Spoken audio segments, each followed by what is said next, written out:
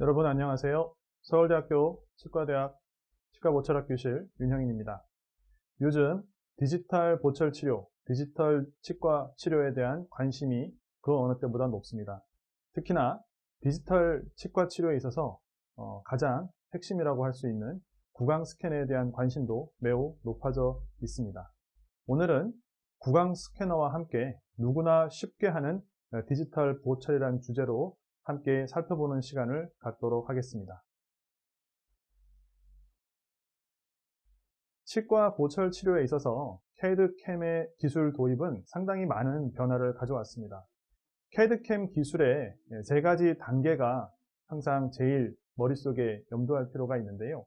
첫 번째, 어떠한 데이터의 취득. 두 번째, 가상 보철의 디자인. 세 번째, 그거에 대한 컴퓨터 기반의 제작. 이렇게 세 가지로 이루어지는 CAD/CAM 기술이 접목된 치과 보철 치료의 단계를 잘 이해할 필요가 있습니다. 특히 그 중에서도 데이터의 취득, 데이터 어퀴지션에 해당되는 부분은 기존에 저희가 치아 삭제 형상, 주변 및 대합치아 형태를 모두 체득하는 과정을 기존의 컨벤셔널한 인상 체득과 또한 구강 스캐너라는 장비를 통한 디지털 인상 체득 이런 것들이 모두 포함된 것을 지칭한다고 할 수 있겠습니다. 치과 보철 치료에 있어서 이러한 CAD/CAM 기술이 접목된 것으로 인해서 예전과 달리 많은 변화가 생겼는데요. 장점도 있고 단점도 있을 것입니다. 장점은 무엇이 있을까요? 장점은 일단은 어떤 저장에 있어서의 되게 편리성이 있다는 것입니다. 모형을 만들고 그 모형을 수십 개, 수백 개를 특정한 공간에 보관하는 것은 매우 어려운 일입니다. 특히나 그 모형의 보관 상태를 잘 유지하는 것도 어려운 것이고요. 그 모형이 섞이지 않게 누가 누구 것인지 이런 것들을 잘 분류하는 것도 매우 어려운 일입니다. 하지만 디지털 기술이 접목된다면 이런 것을 모두 데이터화할 수 있기 때문에 데이터 관리만 제대로 한다면 이런 것에 대한 분류, 내지는 보관 이런 것들이 매우 손쉬워지게 됩니다. 두 번째로 이러한 구강 스캐너 같은 장비를 통해서 인상을 체득하게 될 경우에 기존의 인상체를 통해서 구강 내에 직접 재료를 적용해서 체득하는 방식이 아니기 때문에 이러한 접촉에 대한 그런 것들이 없고 재료에 대한 여러 가지 알러지라든지 재료로 인해서 생기는 다른 문제점들이 최소화할 수 있습니다. 물론 스캔을 위한 파우더 같은 것들이 또 하나의 변수가 될 수 있긴 한데요. 최근에는 파우더가 필요 없이 스캔할 수 있는 장비들이 대다수를 이루고 있기 때문에 이러한 어떤 재료의 접촉으로 인한 문제점들을 최소화할 수 있는 장점이 또 있겠습니다. 다음으로는 어떤 환자의 치료 결과라든지 진단에 있어서 미리 시뮬레이션을 하고 미리 플랜을 짤 수 있다는 것입니다. 이런 것들은 예전에 모형을 여러 개를 만들고 그 모형에 직접 왁스업이라든지 모형을 직접 다듬어낸다는 방법을 통해서 모형을 직접 만지면서 이런 식으로 디자인을 하고 플랜을 짜고 하는 것들이 일상적이었는데 이런 디지털 방식이 도입되면서 모형에 대한 변화, 모형에 대한 디자인 이런 것들이 매우 손쉬워졌다고 할 수 있겠습니다. 다음은 또 환자의 어떤 편의성 같은 것이 있겠습니다. 환자가 예전에 여러 가지 인상 재료를 직접 입안에 적용한다든지 아니면은 여러 가지 또 인상 재료 자체 내지는 술자의 어떤 술식에 따른 여러 가지 변수들을 구강 스캐너 장비라든지 이런 디지털 장비를 통해서 최소화할 수 있기 때문에 그런 에러를 줄일 수 있는 부분이 있기 때문에 환자 입장에서도 여러 가지 편의성이 있다고 할 수 있겠습니다. 같은 맥락으로 재료에 의한 어떤 문제점, 재료를 잘 혼합하는 데 있어서의 문제를 경한다든지 재료의 혼수비를 지키지 못한다든지 아니면 재료를 잘 다루지 못한다든지 이런 데에 의해서 생기는 여러 가지 문제점들을 장비에 대해서만 잘 숙련이 되어 있다고 하면 그런 부분은 최소화할 수 있기 때문에 재료에 대한 문제도 많이 극복할 수 있다고 할 수 있겠고 그것이 곧 장점으로 이어진다고 하겠습니다. 단점은 아무래도 장비 자체가 갖는 비용이 될 것입니다. 아직까지 대다수의 디지털 장비들은 특히나 여러 가지 기능이 많이 나올수록 여러 가지 IT 장비들이 그러하듯이 상당히 비용이 비싼 편입니다. 두 번째는 모든 장비, 스마트폰도 그렇고 태블릿도 그렇고 모든 것이 그렇습니다만은 일정의 러닝 커브는 필요합니다. 어느 정도 교육이 필요하고 숙련되기 위해서 일정한 시간이 필요하다는 것은 어쩔 수 없는 부분이 되겠습니다. 세 번째는 어떤 IT 장비가 갖고 있는 특징들, IT 장비뿐만 아니라 다른 모든 장비들이 다 해당이 될 수 있겠는데요. 어떤 장비가 가장 최선의 장비일 것인가? 최신의 장비가 최선의 장비일 것인가? 나에게 맞는 장비는 어떤 것인가? 이런 것들에 대해서 많이 알 필요가 있겠고요. 네 번째는 이제 디지타이징 인바이러먼트라고 해서 내가 구강 스캔을 가정했을 때 구강 스캔을 할 수 있는 그런 상황, 환자의 협조도, 여러 가지 환자 입안의 상태, 보철물의 상태, 구강 스캐너의 상태 등등에 의해서 변화가 있을 수 있기 때문에 그런 것에 대한 충분한 고려가 필요하다는 부분이 되겠고요. 더 나아가서 디지털 보철 치료라는 것 자체가 단순히 구강 스캐너 하나만 갖다 놓고 해결되는 것은 아니기 때문에 디지털 워크플로우 자체에 대한 전반적인 이해, 그리고 경험, 많은 경험과 또 디지털 보철 치료를 실제로 구현하는 치과 기공소와의 원활한 소통, 이런 것들을 통칭해서 전체적으로 치과 의사와 관련된 모든 인력들이 이거에 많이 공부를 하고 경험을 쌓아야 된다는 그런 부분도 하나의 어찌 보면 또 어려운 부분이라고 할 수 있겠습니다. 마지막은 이제 장비에 따른 어떤 장비 자체에서 오는 에러가 될 수 있는데요. 뒤에 나오겠지만 이런 디지털 장비들, 특히나 측정 장비들 같은 경우에는 캘리브레이션을 거쳐야 되고 소독이나 이런 걸 통해서 더러워진 부분이 없이 오염을 잘 닦아내고 이렇게 관리를 해줘야 되는데 그런 걸 하지 못할 경우에는 장비 자체에 의한 에러가 발생할 수 있기 때문에 그런 데서도 단점이 있다고 할 수 있겠습니다.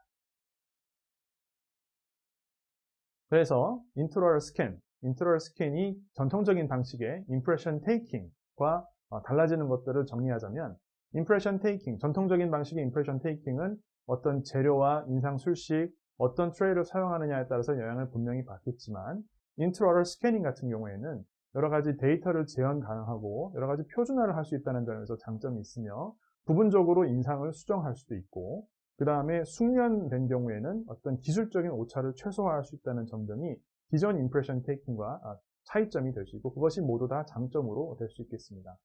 또한 특히나 여러 가지 구강 스캐너 중에서도 지대치 형성을 하는 경우에 그거에 대한 실시간으로 어떤 직관적인 검토를 할 수도 있겠죠. 구강 스캔을 통해서 그 스캔 데이터를 직접, 스캔된 이미지를 직접 내가 보면서 3차원 이미지를 보면서 어디가 더 필요한지를 직접 알 수 있기 때문에 이러한 실시간의 어떤 직관적인 검토도 가능하다는 점, 그리고 더 나아가서 이런 데이터화되어 있는 그 환자의 데이터와 여러 가지 작업 모형들의 데이터화를 통해서 기공소와의 효율적인 협업과 소통이 가능하다는 점, 이런 것들이 다 구강 스캐너를 통해서 여러분들이 얻을 수 있는 장점이라고 하겠습니다. 구강 스캐너를 체득하게 되면 구강 스캐너라는 그 장비와 우리 치아의 표면, 여러 가지 구강 내의 연조직과 경조직에 있는 그 외형 형상에 3차원적으로 어떤 그 점들이 많이 구성이 되게 되고 그 점들이 이루어지는 어떤 기하학적인 형태들이 자체의 프로그램의 어떤 그 렌더링 과정을 거쳐서 여기 그림에서 보이는 것처럼 우리가 육안으로 보는 그런 3차원적인 치아와 연조직의 어떤 형태들이 재구성되는 그런 과정을 통해서 저희가 구강 스캔 데이터를 실제 임상에 사용할 수 있는 그런 과정이 된다고 하겠습니다. 이런 구강 스캔 데이터를 체득하는 데 있어서 몇 가지 아셔야 될 부분들이 있는데요.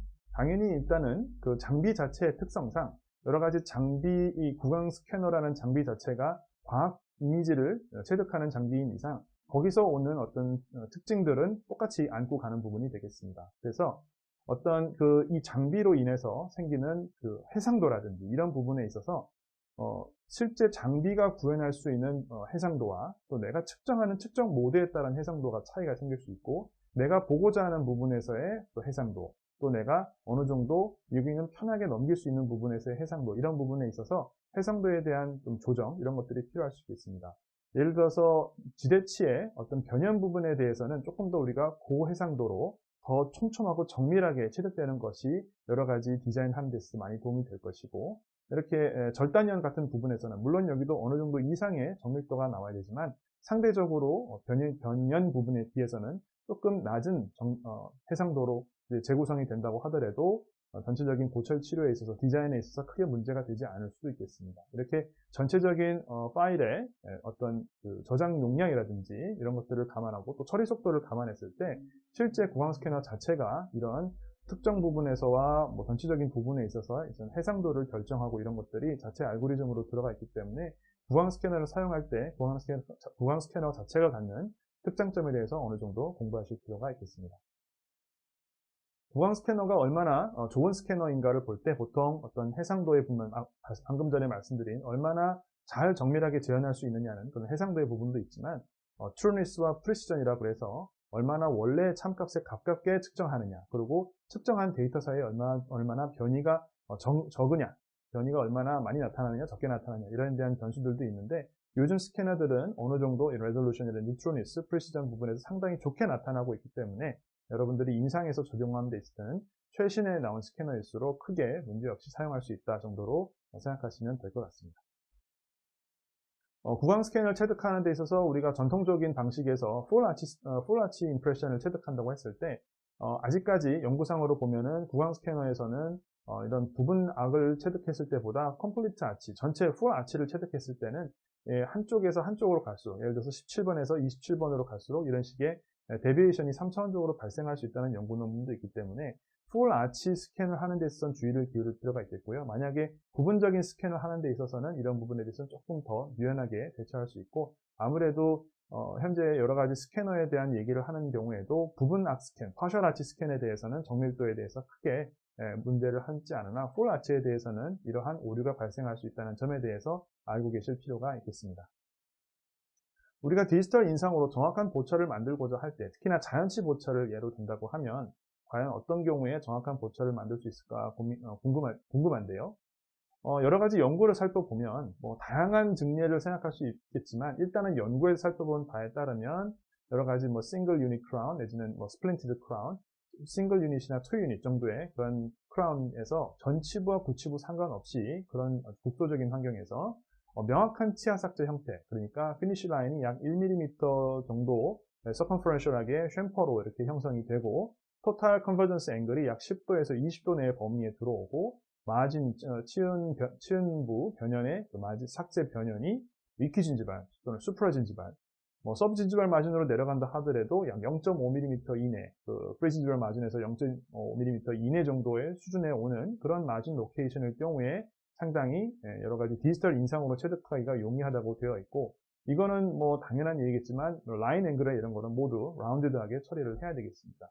그 외에 구강 스캐너 자체의 여러 가지 한계점들을 아직 극복하지 못한 부분이 치은 열고 삼출액이라든지 블리딩이라든지 이런 부분에 대해서는 구강 스캐너가 아직 극복을 하는 데 한계가 있기 때문에 그 자연치 지대치가 갖는 진지발 티슈가 상당히 건강하는 게 좋겠고요.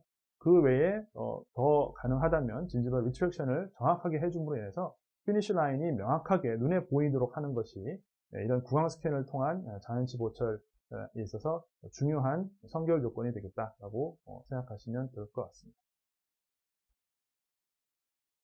다시 말해서 이런 디지털 인상으로 정확한 보철을 체득하려면 기존의 컨벤셔널 임프레션 테이킹에서도 똑같이 지켜졌던 원칙들, 지대치 부분, 인상을 체득하고자 하는 지대치 부분을 깨끗하게 하고 눈으로 잘 보일 수 있어야 되면서 어느 정도 건조된 부분, 완전히 데스케이션 시키는 것이 아니라 어느 정도 습기를 모이스처 컨트롤을 잘 해놓은 상태의 그런 건조된 필드, 이런 것들에 대한 고려는 기본적으로 다 안고 가야 될 부분이 되겠습니다.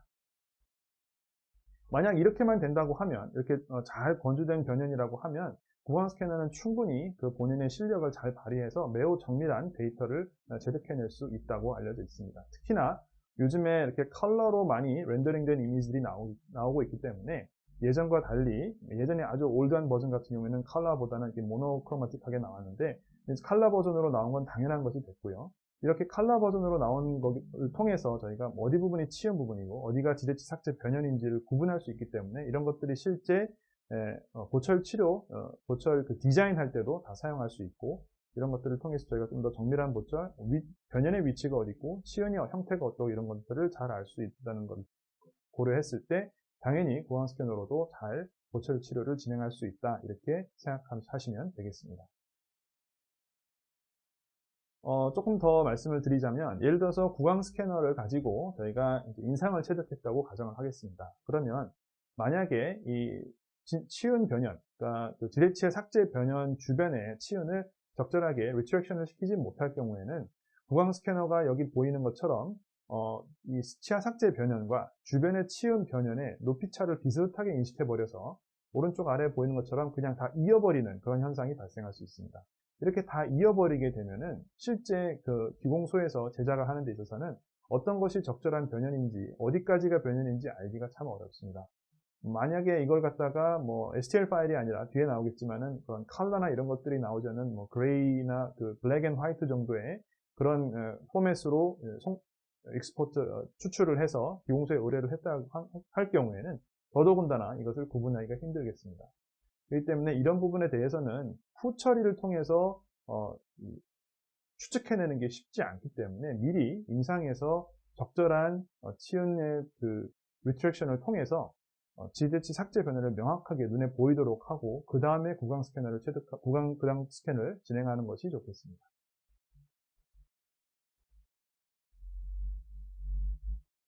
그래서 더 나아가면 여기 보이는 것처럼 실제 피니시 라인과 그 다음에 구강 스캐너로 얻어진 데이터로 추측할 수 있는 피니시 라인이 이런 식으로 달라지게 되면 그 사이에 지금 이제 여러 가지 치은 열고 삼출액이라든지 이런 걸 통해서 변연이 말하자면은 원래 위치보다 다르게 인식이 돼버린 부분인데요. 이렇게 되면 당연히 변연부에 마지노 오프닝이나 이런 것이 발생할 수밖에 없기 때문에 정확하게 변연을 리트랙션 해주고 이것을 구분해주는 것이 필요하겠습니다. 구강 스캐너에서도 당연히 이런 것들이 필요하다고 보시면 되겠습니다. 그래서 이거를 좀 더 이렇게 강조된 이미지로 보자면 지대치 삭제 변연에 있어서 피니시 라인이 명확하게 있고 거기서부터 어느 정도 이렇게 그 공간을 좀 띄워서 프리지럴 마진하고 약간의 공간이 좀 벌어진 상태로 해서 이제 스캔이 진행이 된다면 당연히 이거에 대해서 구강 스캔 이후에 뭐 디자인이라든지 매니팩처링 단계에서는 크게 문제없이 다 진행하실 수 있는 그런 거라고 생각하시면 되겠습니다. 그래서 눈에 보이는 것처럼 눈에 잘 보이고 실제로 지금 내 눈에 보이는 것만큼 잘 보이고 주변을 잘 건조시키고 깨끗하게 지대치 삭제 변이나 이런 것들을 깨끗하게 위치시킴으로 통해서 내가 내 눈으로 보이는 것이 실제 구강 스캐너로 사진을 찍고 영상을 취득하는 데서도 똑같이 가능하게 보이도록 이렇게 해주는 것이 좋겠고요. 구강 스캐너이기 때문에 조금 가능한 점 같은 경우에는 우리가 아무리 지대치 삭제 변연과 치은 부분을 리트랙션을 깨끗하게 하려고 하더라도 제대로 예를 들어서 프로비저널 레스토레이션을 잘 만들어줘서 치은을 잘 치유를 시켰으나 여러 가지 환자의 협조라든지 이런 부분에 의해서 약간의 진지바이티스가 생겼거나 그런 걸 통해서 블리딩이 발생할 경우에는 그 블리딩을 완전하게 이 구강 스캐너를 체득하는 동안에 컨트롤할 수 없는 경우도 생깁니다. 그럴 경우에는 구강 스캐너의 특성상 모든 부분을 한 번에 체득하는 게 아니라 블리딩이 멈춰 있는 것부터 체득을 하면서 블리딩이 이제 일어나기 전에 그 짧은 시간에 얼른 스캔을 통해서 나머지 변연을 연장해가는 이런 식으로 부분적인 스캔을 연장을 해서 전체적인 하나의 형태를 만들어내는 것도 가능은 하겠습니다. 이럴 경우에는 어시스트와의 여러 가지 호흡도 많이 중요할 거라고 생각하고요. 하지만 가능하면 여러 가지 구강 스캐너라든지 기존에 저희가 컨벤셔널한 임프레션을 뜨는 데 있어서도 여러 가지 리트랙션에 대한 부분은 많이 저희가 고민을 해야 되는 부분이기 때문에 그 원칙만 잘 지켜주신다면은 구강 스캐너 사용하는 데 있어서는 크게 더 달라질 것은 없겠습니다.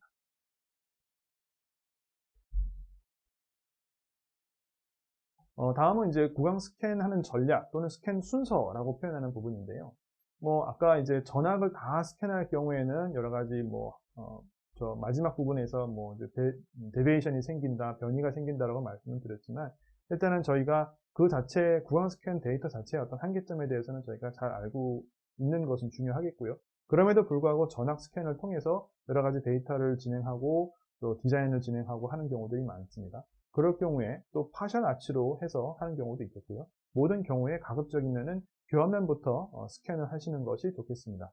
여러 강의나 아니면 다른 연구나 이런 것들을 통해서 교환면부터 스캔을 시작하는 것이 좋다는 얘기들이 많이 나와 있는데 그런 이유는 일단 구강 스캐너 특성상 여러 가지 표면이 울퉁불퉁하고 형태가 아주 다양한 복잡다단한 형태에서는 구강 스캔이 인식이 상당히 쉽지만 아주 평평한 예를 들어서 테이블 같은 그런 평평한 부분에 대해서는 구강 스캐너가 방금 스캔한 곳과 다음에 스캔한 곳 그 다음에 스캔한 곳들을 구분하지 못하는 일들이 생깁니다. 육안으로 보기에 저희는 다르게 보지만 구강 스캐너가 보기에는 거의 비슷해 보이는 경우가 생기거든요. 그래서 이런 식으로 교환면 형상부터 복잡한 교환면 형상부터 스캔을 해놓고 거기서부터 협측과 구계측으로 조금씩 붙여나가는 마치 저희가 휴대폰으로 스마트폰으로 파노라마 사진을 찍을 때 조금씩 그 사진들을 이어 붙여나가듯이 그런 식으로 교환면 스캔부터 해서 협축과 설축으로 붙여나가는 방식으로 이렇게 스캔을 한다고 하면 전체적인 스캔에 있어서 큰 문제는 큰 어떤 여러 가지 오류나 이런 거는 적을 것으로 생각하고요. 보통 제조사가 여러 가지 연구를 통해서 가장 최적의 스캔 패스를 설정을 해 놓습니다. 그 스캔 패스대로 먼저 좀 익숙하게 연습을 하시고 그 스캔 패스가 적용되지 않는 상황에서는 이제 교환면부터 시작을 해서 주변의 협측이나 고객측으로 이렇게 연장하면서 진행을 한다 정도로 이렇게 응용해서 생각하시면 되겠습니다. 만약에 이제 그 4분학 같은 부분을 스캔을 한다고 하면 솔직히 그 부분을 어떻게 스캔해야 대해서도 물론 당연히 여러 가지 변수가 생길 수 있겠습니다만은 현재 구강 스캐너의 정밀도가 상당히 많이 올라가 있고 이런 또 스캔 방식에 대한 여러 가지 연구를 통해서 봤을 때 뭐 여러 가지 편한 대로 스캔을 해도 크게 차이는 없다 이렇게 돼 있고 물론 여기서 편한 대로라는 것은 구강 스캐너가 세척이 잘 되는 상황을 얘기하는 겁니다. 따라서 당연히 교환면부터 스캔을 시작하게 되겠고 그 다음에 협측이나 고객측, 뭐 고객측, 협측 이런 식으로 돌아가면서 스캔을 하면 데이터 취득에 크게 어려움 없이 진행을 할 수 있으리라 생각합니다. 스캔할 때 그 유니체어 라이트를 어떻게 할 것이냐, 또 그 진료실의 등은 어떻게 할 것이냐에 대한 부분도 있는데 보통은 이제 이 라이트 조건을 뭐 직접 스캐너에 이렇게 입안에 비치고 스캔을 할 경우에 스캐너가 그런 그 외부의 체어 조명에 의해서 반사되는 것들에 의해서 스캐너의 어떤 거울이나 이런 데 이렇게 인식이 되면서 그것이 스캐너가 눈부셔하는 그런 상황이 올 수 있습니다. 인식이 잘 되지 않는 상황이 올 수 있는 건데요. 그래서 가급적이면은 뭐 체어 라이트는 끄고 구강 스캐너를 체득할 경우에는 그냥 체어 라이트는 끄고 그냥 진행하는 것이 여러 가지로 편하게 스캔을 진행할 수 있는 그런 방법이라 생각하고 그렇게 추천을 드리겠습니다. 그래서 결국 스캔한 데이터들을 저희가 최종적으로 보철 치료를 보내기 전에 한번 검사를 해야 될 텐데 여기 그림에서 보이는 것처럼 여러 가지 오류들이 있습니다. 뭐 원치 않는 여기 보시면 원치 않는 뭐 이런 그 커튼롤 부분이 보이기도 하고 또 어디는 구멍이 뚫려 있기도 하고 어디는 원치 않는 연조직이 보이기도 하고 잘못 체득된 부분이 보이기도 하고 이렇습니다. 이런 것들은 가급적이면 구강 스캐너 자체에 있는 어떤 트리밍 옵션을 통해서 다 제거해 주는 것이 필요하겠고요. 그렇게 제거를 다 해서 눈으로 보기에도 깔끔한 구강 스캔 데이터가 된다고 하면은 그 이후의 과정에서는 크게 문제없이 나머지 과정을 진행할 수 있을 거라 생각합니다. 나중에 이제 익스포트하는, 추출하는 과정에서 어떤 파일 형식으로 추출할 것이냐에 대한 이제 그런 것도 좀 고민을 해볼 필요가 있는데요. 흔히 저희가 많이 알고 있는 STL 포맷, 그러니까 스탠다드 테슬레이션 랭귀지라고 일컬어지는 STL 포맷 같은 경우에는 검은색과 흰색으로만 표현이 되고 어떤 표면의 어떤 그 기하학적 형태에 대해서 그냥 여러 가지 상업형으로 쫙 구성이 되어 있는 그런 형태가 되겠습니다. 그거는 기본적으로 어떤 그 외형의 어떤 그 형태학적인 그 기하학적 특성을 잘 구성해 주는 것은 맞으나 색상이라든지 표면의 질감 이런 것들은 전혀 제한하지 못하고 있기 때문에 특히나 뭐 자연치에서 뭐 지대치와 쥐대치 주변의 치은연의 부분을 저희가 뭐 구분해내고 싶다라고 할 경우에는 STL 파일은 구분하는데 많이 한계가 있을 거고요. 그에 대한 대안으로 뭐 PAY나 OBJ 파일이 있을 텐데 이 중에서 OBJ를 하나만 소개시켜 드리자면 OBJ 파일 같은 경우에는 일단은 색조가 들어가 있고 그 다음에 기본적인 어떤 그 기하학적인 형태뿐만 아니라 색조, 텍스처, 약간의 투명감 부분이 있는 데까지 다 어느 정도 그 데이터 파일에 그 정보가 더 들어가게 되고 이런 것들은 이제 3D 프린팅 단계에서 여러 가지 다색 3D 프린팅이라고 있습니다. 그런 폴리크로마틱 3D 프린팅에 적절히 사용될 수 있는 그런 파일 포맷이 되겠습니다. 결국 디지털 인상으로 우리가 과연 얼마나 정확한 보철을 만들 수 있는가라고 했을 때 구강 스캔 데이터로 체득하였든 아니면은 전통적인 방식의 임프레션 테이킹으로 체득하였든 둘 다 원칙만 잘 지킨다면은 전혀 여기에 대한 문제점은 없을 것이고 특히나 구강 스캔 데이터로 체득한 것 같은 경우에는 저희가 기존의 어떤 컨벤셔널한 임프레션 테이킹에 있어서의 여러 가지 좀 선결 조건들, 뭐 재료를 잘 다룰 수 있어야 되고, 뭐 적당한 시간 안에 이걸 완성해야 되고, 그 다음에 술자가 재료에 익숙해져야 되고, 이런 부분들에 대한 것에 대해서 약간 좀 더 벗어나서 좀 더 구강 스캐너라는 좀 더 쉬운 기기를 통해서 더 빠르고 쉽게 인상을 체득하고, 만약에 인상 체득이 잘 되지 않는 부분이 있다면 컨벤셔널한 임프레션 테이킹 같은 경우에는 다시 인상을 체득해야 되는 그런 한계점이 있는 반면에 이런 인트로럴 스캔 같은 경우에는 그 부분적으로만 지우고 다시 스캔을 리페어하는 개념으로 이런 식으로 진행할 수 있기 때문에 상당히 그런 부분에서는 전체적인 워크플로우를 단축시키는 어떤 효과도 있을 수 있을 겁니다. 그래서 충분히 디지털 인상으로도 정확한 보철을 만들 수 있다. 이렇게 말씀을 드리겠습니다. 다음은 이제 임플란트 보철이 되겠는데요. 임플란트 보철은 이제 구강 스캐너를 통해서 자연치 보철을 하는 것과 조금 달리 임플란트가 치조 고울 안에 식립되어 있는 위치에 대한 인지가 가장 중요하다고 할 수 있겠습니다. 자연치 같은 경우에는 지대치 삭제 변연이 치은하고 어느 정도 관계를 어느 정도 위치에 있느냐, 그래서 어떤 그 자연치의 경조직 부분, 지대치 삭제된 형태와 주변의 삭제 변연, 그리고 주변의 치은연과의 약간의 거리를 두는 것 등등을 통해서 데이터를 취득한다고 하면, 임플란트 보철의 경우에는 치조골에 식립되어 있는 임플란트의 위치를 구강 스캐너로 체득해야 되기 때문에 이거는 별도의 어떤 재료가 필요하게 됩니다. 바로 그것이 스캔 바디라는 것이고, 스캔 바디를 임플란트 픽스처에 직접적으로 연결을 해서 저희는 스캔 바디를 마치 자연치 지대치 형태처럼 자연치아처럼 스캔을 하고, 그 스캔된 스캔 바디의 형상의 그 어떤 그 버추얼 디자인 프로그램, 예를 들어서 뭐 덴탈 캐드라든지 이런 소프트웨어 상에서 라이브러리로 갖고 있는 그런 픽스처 데이터를 거기에 연결함으로 인해서, 픽스처 아날로그 데이터를 그 스캔 바디에 연결함으로 인해서 저희가 그 가상의 프로그램 상에서 임플란트가 주변 치아 및 치조골에 대비해서 어느 정도 위치에 들어가 있는지를 이제 저희가 이제 다시 인지하게 되는, 그 데이터를 가져오게 되는 그런 과정들을 거치겠습니다. 여기에서도 물론 뭐 여러 가지 타액이라든지 환자의 움직임, 또 구강 스캔이 어려운 부위라든지 이런 기존의 구강 스캔 자체에 있어서의 한계점은 똑같이 존재할 수 있겠습니다만은, 아무래도 이제 이런 구강 스캔을 임플란트 보철을 위해서 구강 스캔을 체득하는 데 있어서 한 가지 조금 자연치 보철에서 편한 점은, 자연치는 치은과의 어떤 그 관계를 명확하게 해주기 때문에 자연치 삭제 형상이라든지 자연치 삭제 변형 위치라든지 이런 것들을 많이 신경을 써야 되는 부분에 있어서, 임플란트 보철 스캔을 위한 스캔 바디 연결 시에는 스캔 바디만 제대로 잘 연결을 해놓고 그 스캔 바디의 어떤 외형 형상을 적절히 잘 이렇게 배치하였다면 구강 스캐너 자체가 잘 인식할 수 있기 때문에 조금은 더 접근하기 쉬운 그런 측면이 있다고 말씀드리겠습니다.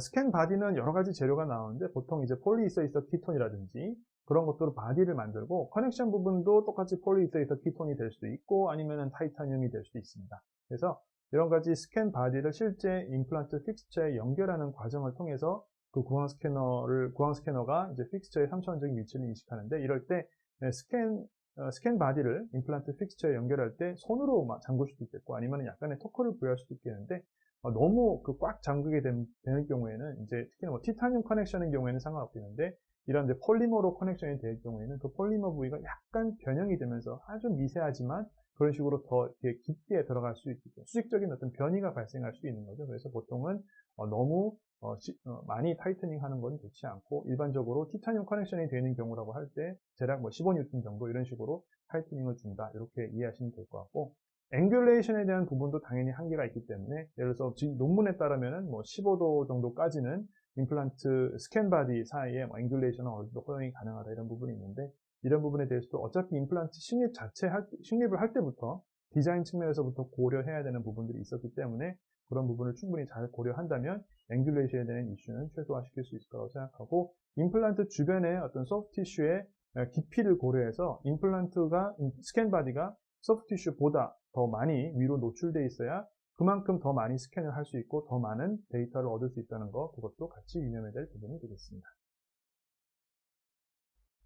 그래서 이런 식으로 이제 스캔 바디를 꽂고 스캔을 해서 그것을 통해서 가상의 모형상에서 임플란트 픽스처 위치를 이제 저희가 트랜스퍼하고, 그걸 3D 프린팅이라든지 이런 걸 모델을 출력해서 할 수도 있고 아니면 모델리스트로 할 수 있고, 이런 과정들이 있겠습니다.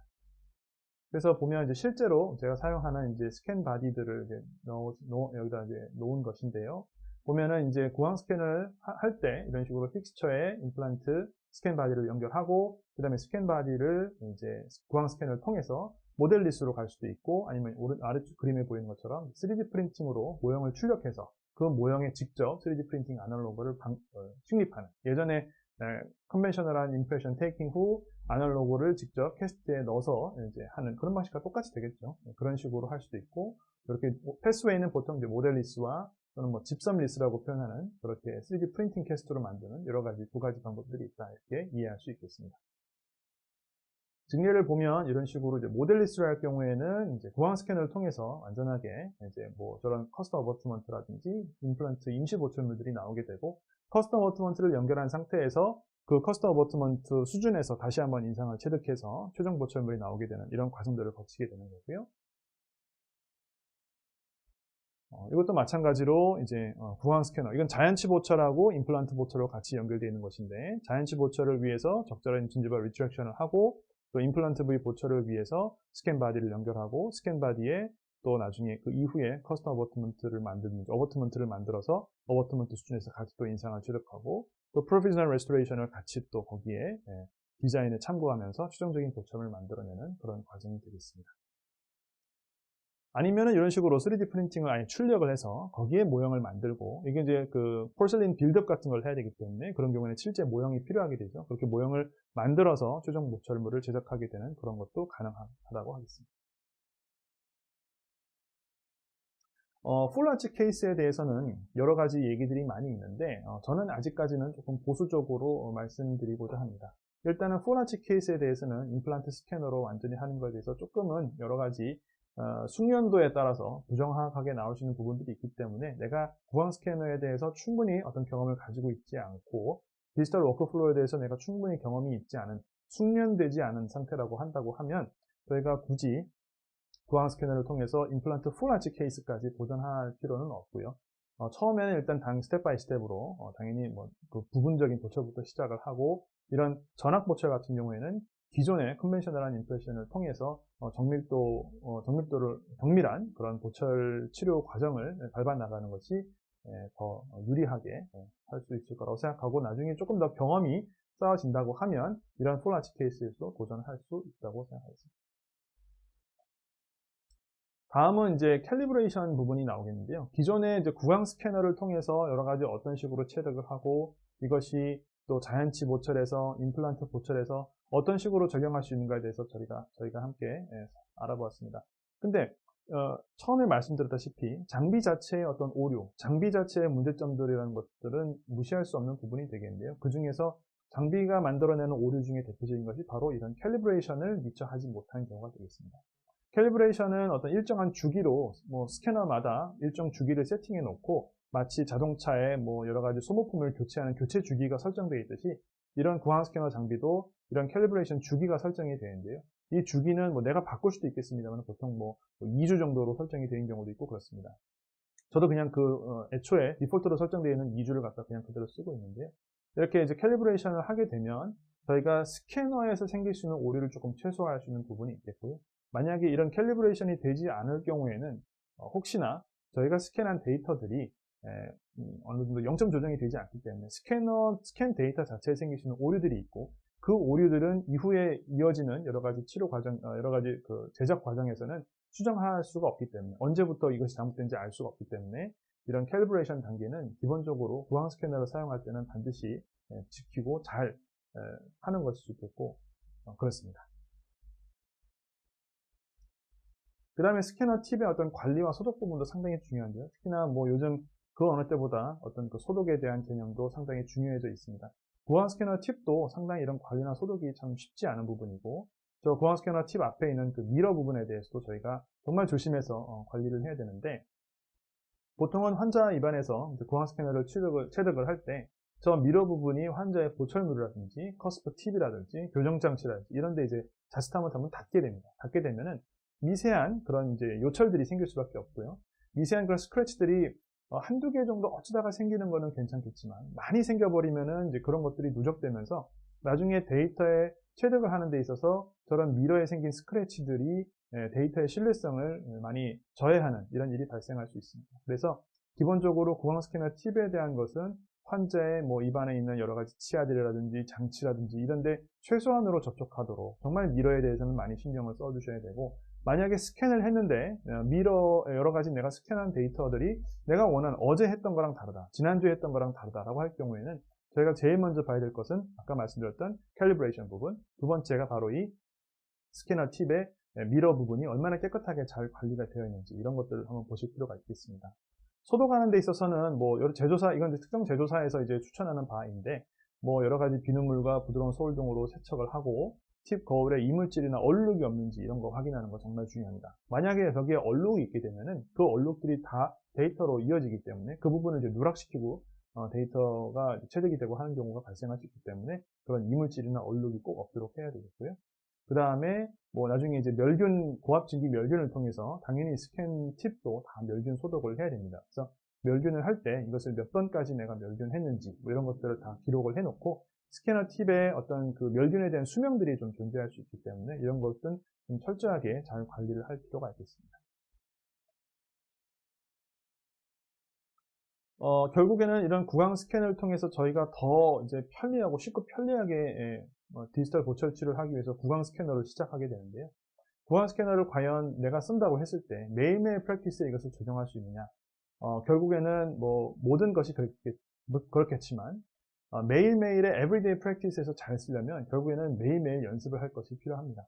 물론 그 연습이란 것들이 어느 정도 시간이 지나면 익숙해지기 때문에 매일매일 항상 그렇게 똑같은 수준으로 이렇게 힘들게 연습을 해야 되고 그런 건 아니고요.